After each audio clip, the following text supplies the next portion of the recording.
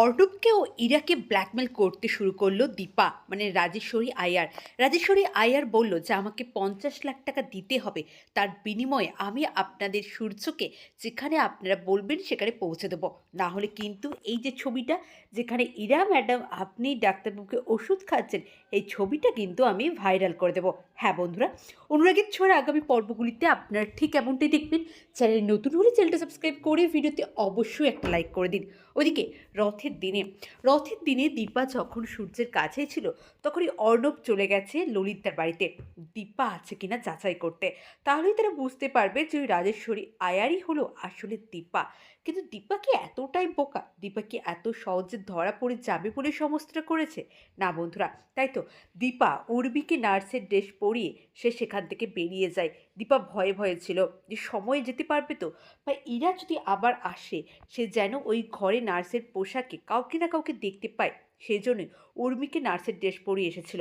ওইদিকে দীপা মুখের ওপর অর্ণবের বলল, আমি তো আপনার কথা শুনে আপনার বোনের মতামত অনুযায়ী ওই বাড়ি থেকে বেরিয়ে এসেছি।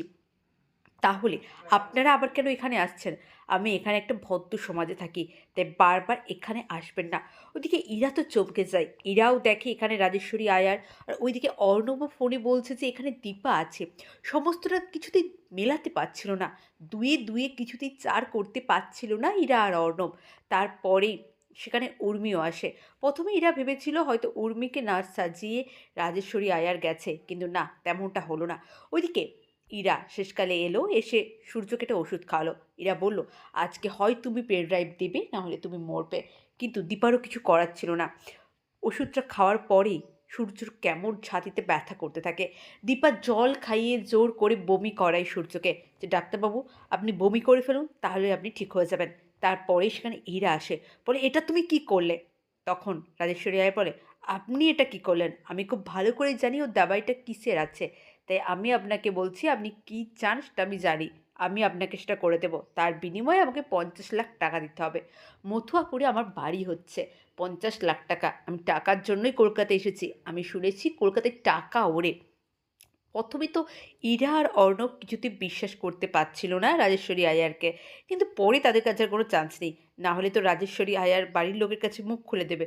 সে তো বলে দেবে যে ইরা কি ওষুধ খাওয়াচ্ছিল ডাক্তারবাবুকে, আর ডাক্তারবাবু ক্ষতি চাইছিল। তাই ওদের আজ কাছে কোনো রাস্তা নেই।